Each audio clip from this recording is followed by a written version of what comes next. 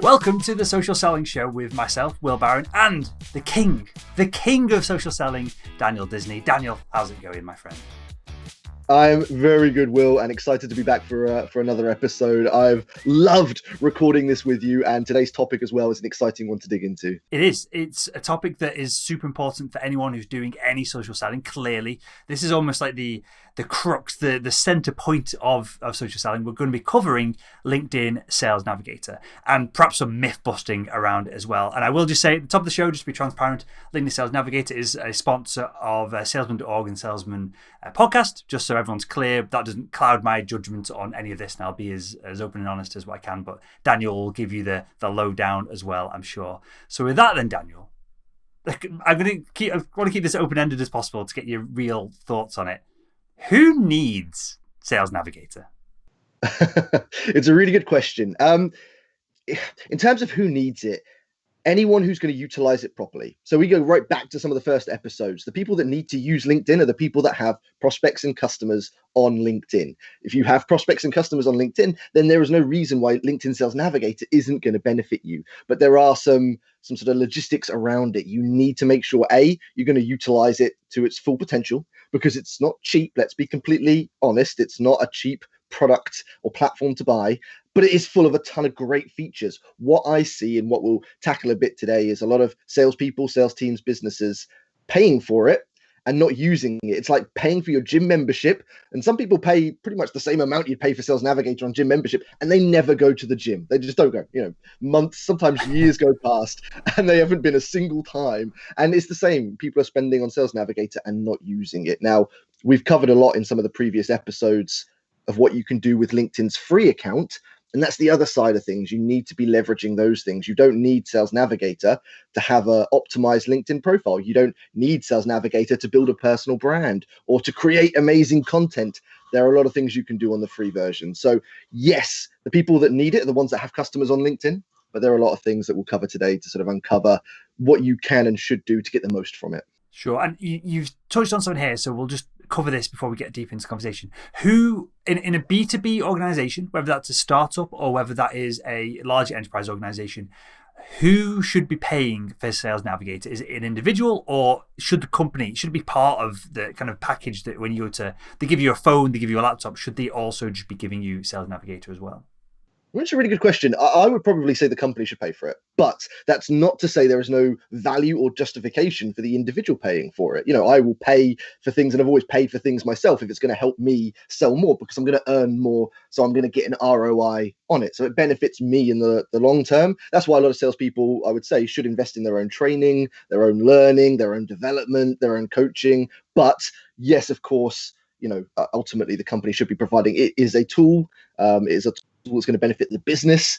So yeah, you would justify it as a company cost. Yeah, I guess you can pretty easily justify it in that if you get leads directly from LinkedIn and they translate to, for any B2B sale, like one sale a quarter, you've just paid for Navigator. So put the metrics behind it is really simple. I don't think that, maybe a few years ago, that would have been a more difficult conversation with a sales manager, but I don't think it's a difficult conversation anymore. Okay, so I want to get into advanced searching, whether we should use InMail, or maybe we probably shouldn't use it, whether we should use Sales Navigator as a CRM.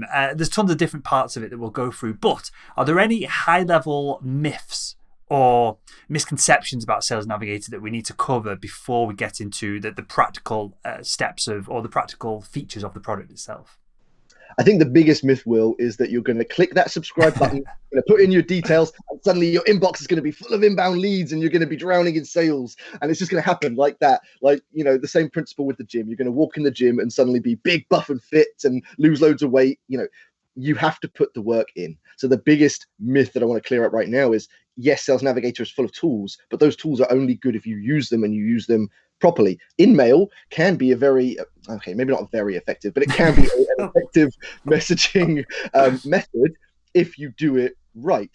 But if you're going to send out hundreds of spammy InMails, you're not going to get anything, and you're paying your subscription to send all those spammy InMails that are going to generate no response. If anything, it's going to be damaging because you're going to be scaring all those people away. So yeah, the biggest myth is you're going to subscribe and suddenly become a social selling master and get all of these sales from it. that's not the case. You need to work hard with it. Because they have that lead recommendations feature, right? Does that? I've never. I'll be blunt here. Other than as you're describing, putting work in, using the search tools, having the search limits removed, which we'll come on to all this stuff in a second. I've never. That's really useful. That is worth the price of the product for me. But I've not had any luck. Maybe it is luck. Maybe that's the right word to describe it. I've never had any luck with these. I'm quoting here from our document. Lead recommendations.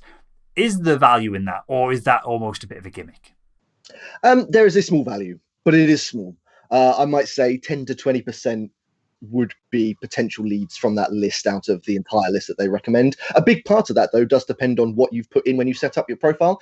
So again, a lot of salespeople, they get logged in, they want to get to the good stuff, so they don't really fill in all of the details. They kind of fast track that bit. And if you spend a bit more time, we'll go back and really populate it with your ICP, your target customers, your target prospects, then LinkedIn's going to get a lot better at suggesting you target leads that might be suitable. So yeah, you kind of reap what you sow in that instance, but even then, they're not going to be fantastic. But I think I'm the same as you. The best features for me are extended searches. InMail can be effective, but also things like profile views and tons of sort of buyer insights and buyer signals that you can tap into. That really does justify the cost from my perspective. Cool. And it's probably the programming analogy of like garbage in, garbage out when we're coding, right? That probably comes down to some of this. Okay, so let's go through the advanced search features first, because that's what I personally get the most value out of. Knowing that, and we can talk about perhaps Boolean search and different search ways to search within LinkedIn itself. But is there anything you want to touch on before we get into the technical side of that? Because it isn't just a better search. It is, when you understand the tool, it's a more effective search as well, isn't it? Well, not only is it a more effective search, but you can save those searches. You can actually keep them, store them. Whereas again, on LinkedIn, every time you log in on the free account, you have to re-put in all of the filters.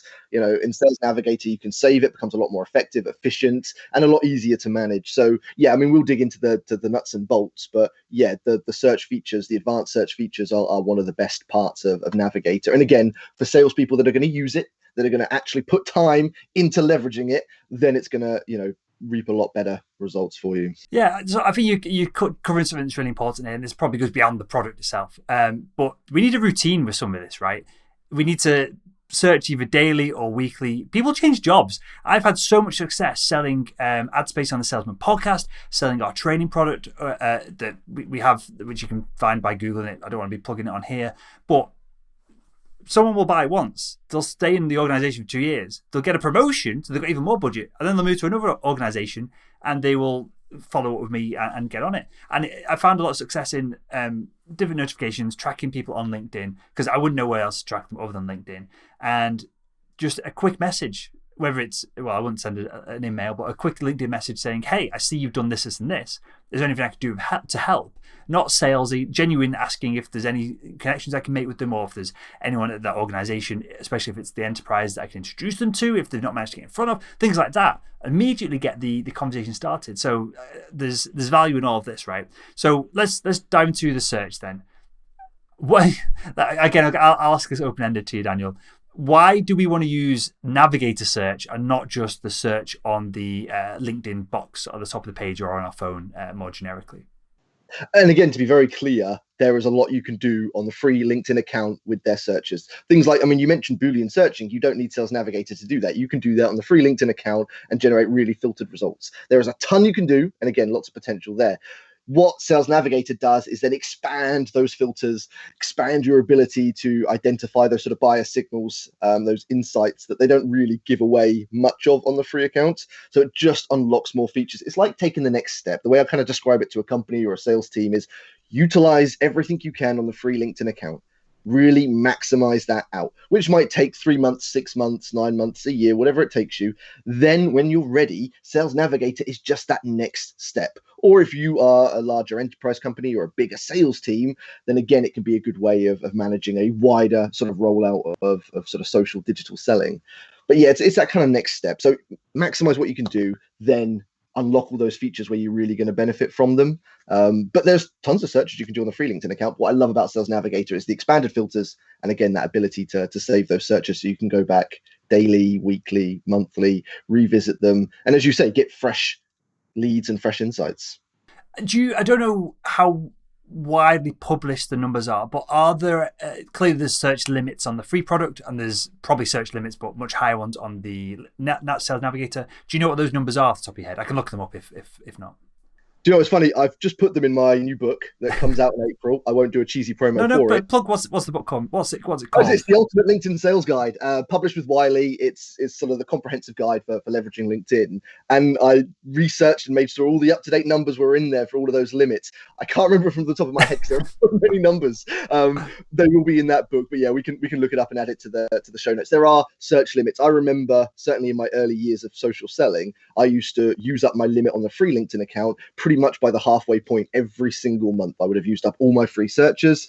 LinkedIn Sales Navigator is an infinite. It does have an extended limit, but that's a lot harder to hit. And, I was heavy social selling back then. So sort of a week and a half, 2 weeks into a month, I would use up all my free limits. And then Sales Navigator, when I eventually upgraded, then allowed me to kind of continue searching. But there are some ways you can get around those as well. So that's the search covered. I feel like one of the major benefits of if you're doing tons and tons of social selling or searches and research, and maybe this is more appropriate if you're an SDR as opposed to like an account manager or someone, if your roles are split up like that. If you're SDR, you probably are doing a friggin' heck ton. I had to watch my language then. A heck ton of searching a day. So maybe that's more relevant there for you. Okay. Now, you were slightly more positive about InMail at the top of the show than I think I was in my language and demeanor here.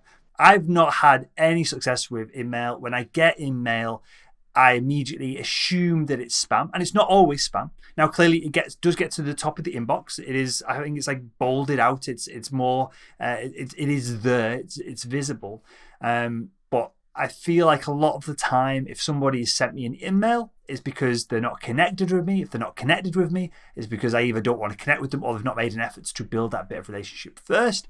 So I feel like it's pre-framed up almost InMail as a sales tool as opposed to a way to like wave a hand and get attention quickly and effectively.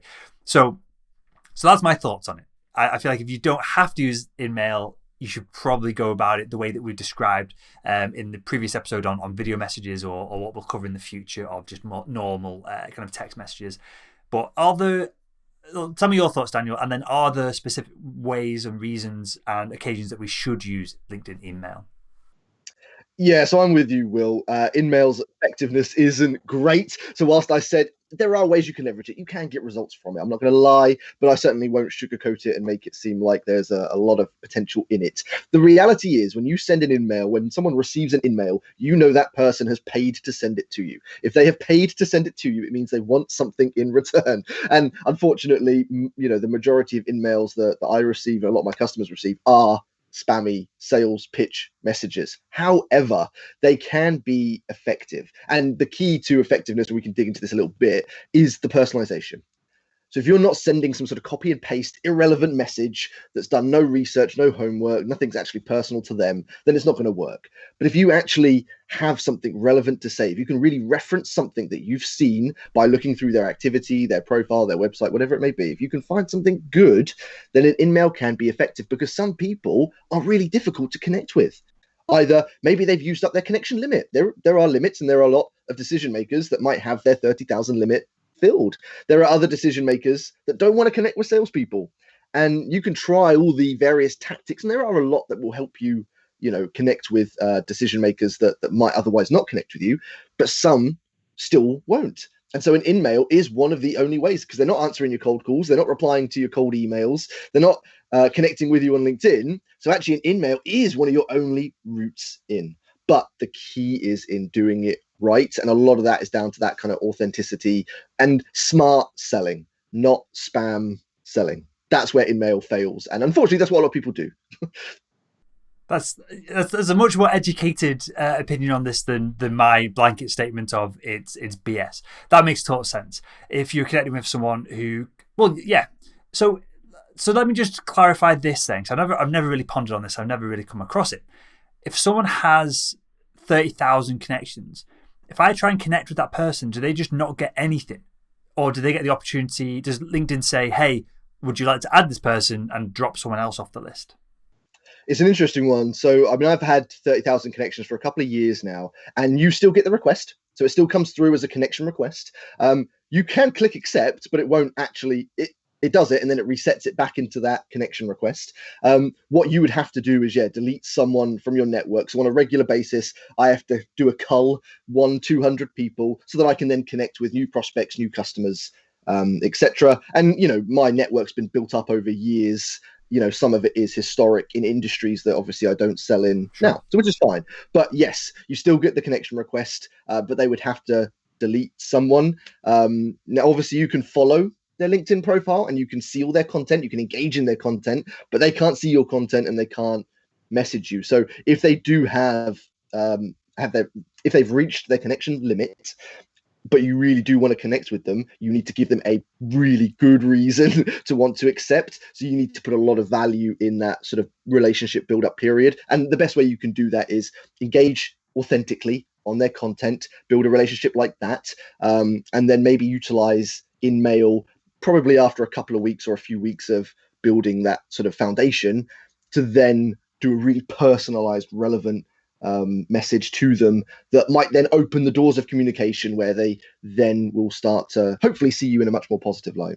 Yeah, and I guess we're probably at this point we're talking clearly you've built a business on social selling, so clearly you've got an incredible amount of people following you and trying to connect with you. With a B2B buyer, we're probably talking about CEOs of public companies at this point, aren't we? We're not talking about your average Joe marketing manager at a Fortune 1000, are we? No, you're absolutely right. There's not like a ton of people, certainly from a decision maker point, that have used up their limits, but that's only going to increase. The longer that people are utilizing LinkedIn and growing their networks, and certainly people are more and more active on it as the years go on, it's only going to increase. So next year, the year after, there will be more and more people, more decision makers, C-levels, directors, VPs that start to hit those limits because businesses are seeing the benefits of LinkedIn, not just from social selling, but from branding, from marketing. So building their audiences is a key thing, and it will only increase as the years go on. Yeah. For context for myself, so I think we talked about this on the previous episode. So the audience should know this by now. My full name is Raymond William Barron. My kind of business name with what we do with Salespeople and Social Selling Show is Will Barron. So I do have, you can find it on LinkedIn. I've got a LinkedIn profile from when I worked in medical device sales, and I don't know how, I've not logged into that in like 5 years, so who knows what's on there. But I had a clean start perhaps 5-6 years ago now, and I'm up to about 7,000-8,000 connections. And what you said is absolutely right, Daniel, of I could probably call a third of them because 4 or 5 years ago, I didn't know what the business was. I didn't know what I was doing. I didn't know who I was trying to prospect. I've never really sat down and outbound connected with people. It's all kind of inbound people connected with me. But there's going to be at least a third of those individuals who are not relevant anymore just because it was the right person at the right time then. Now it would be the wrong person at the wrong time. They've moved jobs. They've retired. They're doing something else. So you could easily call back on some of this. So hopefully, if you are trying to get in front of a CEO, well, to be fair, maybe we're going down the wrong rabbit hole here. If a CEO of a large company, they probably have someone managing their own LinkedIn profile, and it's probably a PR job as opposed to the managing it themselves. So let's move on from that and let's get into this is something that I've never really got to work for me. I think this is probably the future of LinkedIn, which is probably a conversation for another time as well. But how does the CRM elements of this line up? Because you can save companies, you can save individuals, you can group them. And what does this mean, Daniel, for us from a perspective of should we use LinkedIn Sales Navigator as a mini CRM? Is the value in that as well? Absolutely. And the biggest trap that sales teams fall into with CRMs is you reap what you sow. And what a lot of salespeople don't do is they don't put into the CRM what they need to get the best out of it. And it's the same with Navigator. I love all of the CRM-esque features that you get on Sales Navigator. You can add notes. You can add hierarchy. These are amazing things. Yes, it takes a little bit of upfront time, and that's what puts a lot of people off. You might need to spend a couple of minutes inputting that information. But my word, does it help further down the sales cycle in the following days, weeks, months, years that you may manage that account? Those notes are crucial. I don't know about you, Will. I can remember so much, but my memory's not fantastic. I'm not a human computer. So being able to input that data into Sales Navigator is great. And obviously there are a lot of CRMs that integrate with Navigator to allow you to then, take those notes and details even further. But yeah, absolutely. I think I met quite a few companies that don't have a CRM, but have Sales Navigator, and there's quite a lot you can do on there that's equivalent, but not a replacement. I do think, just quickly, as you mentioned, the future of LinkedIn and Sales Navigator, I've kind of been expecting ever since Microsoft bought them, for Dynamics to, release something, some sort of, really unique, awesome combination with Navigator. Nothing yet, but, it wouldn't surprise me if that comes out in the near future. So I'm super excited about this, Daniel. Clearly, it would make total sense for Dynamics 365 or whatever it's called to be rolled into LinkedIn. LinkedIn has the best database, the most up-to-date database of any company ever of contacts. In fact, most databases that you buy or pay for subscriptions to, they're just ripping stuff off LinkedIn one way or another.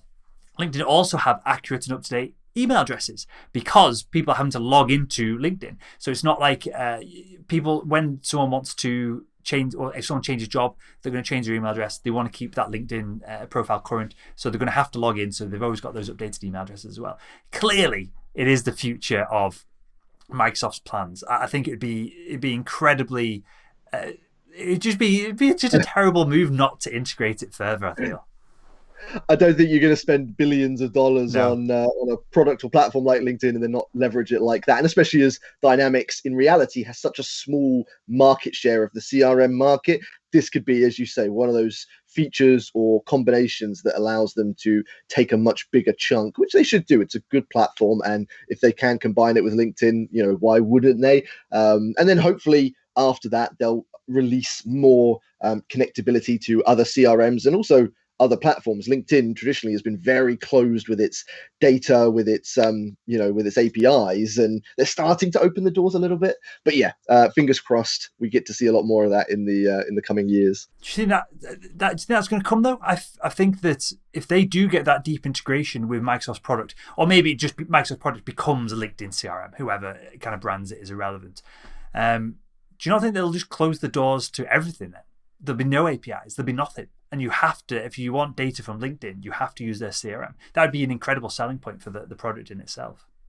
It would. It'd be a very aggressive, a very competitive selling point. There'll be pros and cons. They will be limiting potential revenue they could generate by offering integration into other platforms that potentially could be charged or licensed. So yeah, yes, it might attract people, but you don't want to monopolize it. I don't know. It's an interesting one, Will. Maybe that's a whole debate we can have. Yeah. What potential opportunities exist for LinkedIn and the pros and cons? I'll tell you what we'll do at some point. Next time there's big LinkedIn news, we'll get you on. I do a show with sales legend Victor Antonio called This Week in Sales. And this is the kind of thing that we ponder on kind of over the course of an hour. So next time there's big LinkedIn news, we'll get you on that show, Daniel, and we'll deep dive into that. We'll keep this show and this episode more actionable. Okay, so there's not that many more features that we need to cover, one of which is LinkedIn Learning.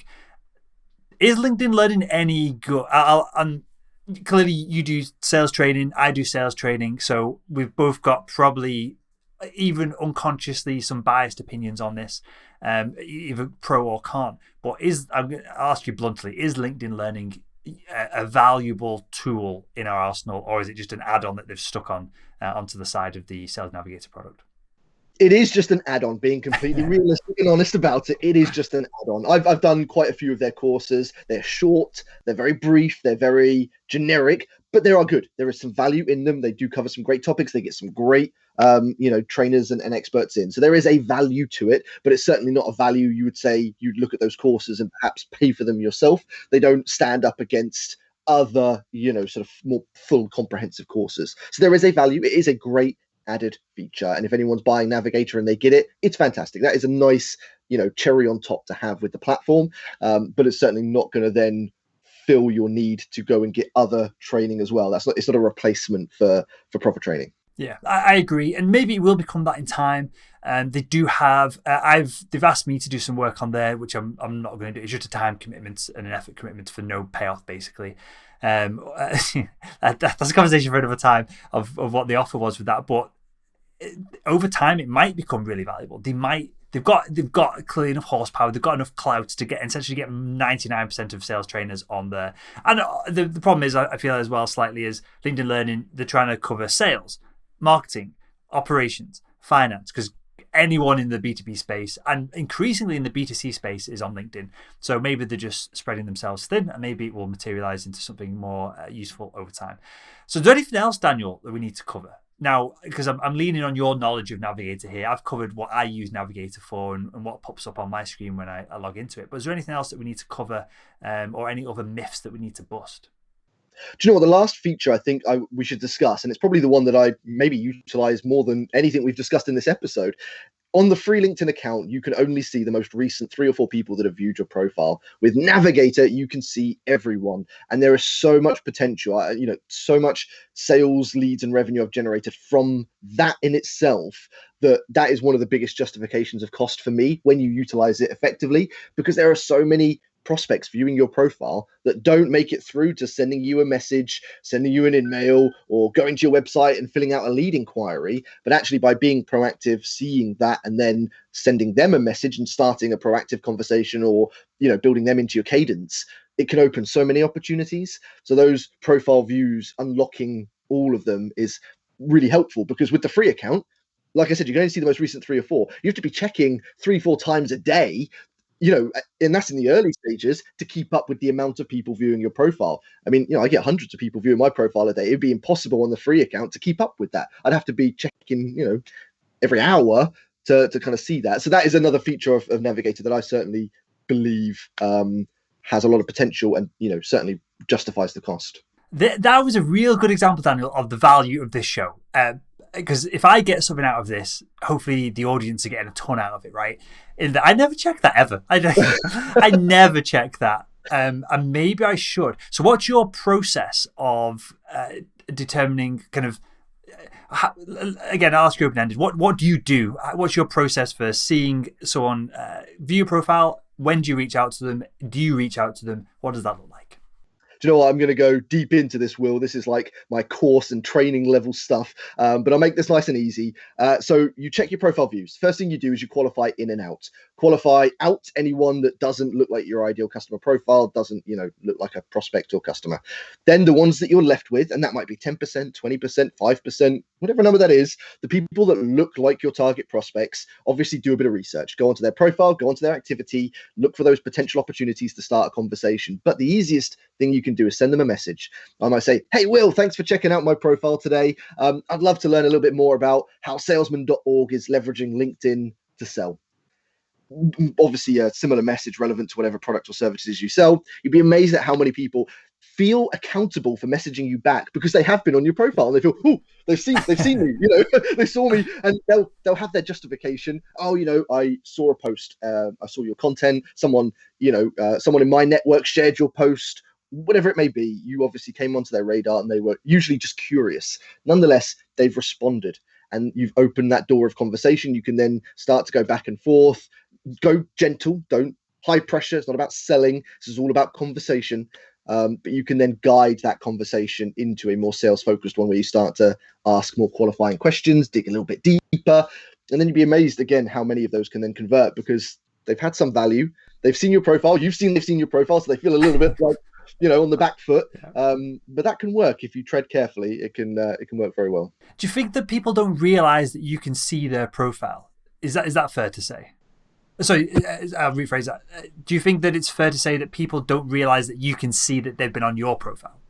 Not everyone does. I mean, in probably about 4 years ago, salespeople used to hide that when they were viewing profiles so that you would be unknown member, and less people are doing that now because, I mean, there was no real benefit back then. It's not a bad thing to be looking at someone's profile, but not everyone realizes that it's trackable. And even if they do, they're not worried about it. It's not something to feel really embarrassed about. No. So it's not something that they're going to be consciously focused. And even when you're not calling them out, but when you highlight it, they're not going to feel hugely embarrassed. They're just going to tell you why they were on there. And again, it's communication. It's a conversation. Yeah, makes total sense. And you use the word conversation there. This is happening a lot more. They're calling it like conversational selling or conversational marketing. companies like Drift are at the forefront of this. So they'll have a chatbot in the corner of a website. When you visit the website, it's tracking kind of your IP and geolocation data. And then when you chat, it then realizes, because you'll type in, to start the chat, you'll type in your name and perhaps a question.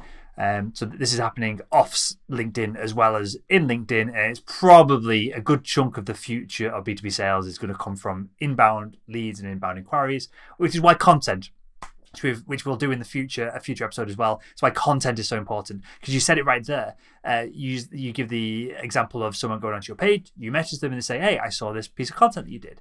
And so drawing them in is the value that is another piece to the puzzle, right, of getting these conversations flowing. Oh, massively will. And content is probably a couple of episodes at least worth of conversation. We should definitely cover that. So yeah, content's huge, but conversation, that's what it's all about. Again, it's not about pitching. It's not about trying to sell or pressure someone into a sell. It's about talking to them, qualifying them, finding the right people to have those conversations with, earning that opportunity. And then the sales process becomes a lot more organic, natural, and tends to be a lot more effective. Yeah, I agree. And it's probably what sales should have been from the very beginning. Clearly, we didn't have these technologies. We didn't have the ability to put content out there. But I like sales when we're in not necessarily a completely inbound environment, but I like an environment where I can push stuff out, get leads that come in, qualified leads, close them. And I'm not hounding people. We won't get into the cold calling conversation.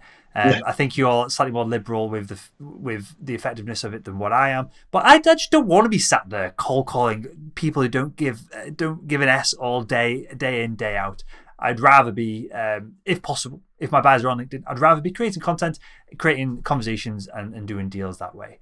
So with that, Daniel, anything else, mate, before we wrap up? Or is that, I think we've covered LinkedIn. I think we've done a good job of both promoting them and probably giving them some feedback of how they should look at it improving here.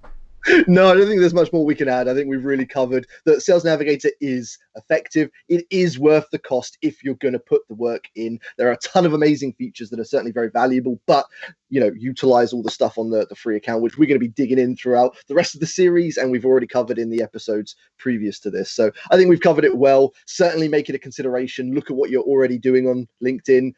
Look at how you could use it properly. And I guess the last tip I'd give is, if you are going to invest in it, get some training as well. Don't just buy it and then try and navigate your way through it yourself. Get someone in, get some proper training, learn how to use it properly. You're going to generate far better results from it than if you go in, give it to your sales team and say, here you go. Same with any tool. You can do that with CRM, sales enablement, any tool that you buy and invest in. Don't just plonk it on the desk of your sales team and expect them to know how to utilize it properly. Learn how to do it, get the most from it, and you're going to get a better result than 6 months down the line when the CEO's complaining that he's spending all this money on Navigator and the sales haven't gone up. Yeah. And I'll say it because I don't think Daniel will, but the answer is to reach out to Daniel and get some training for your team. With that, we'll wrap up the show there. Hopefully, I'm not going to promise, but hopefully by the time this episode airs, socialsellingshow.com, there will be a form on there. You can ask your social selling questions and we'll answer them at the end of each episode. So socialsellingshow.com. And with that was Daniel Disney, the king of social selling. My name is Will Barron, founder over at salesman.org. And thanks for tuning in again through the Social Selling Show. See you next time.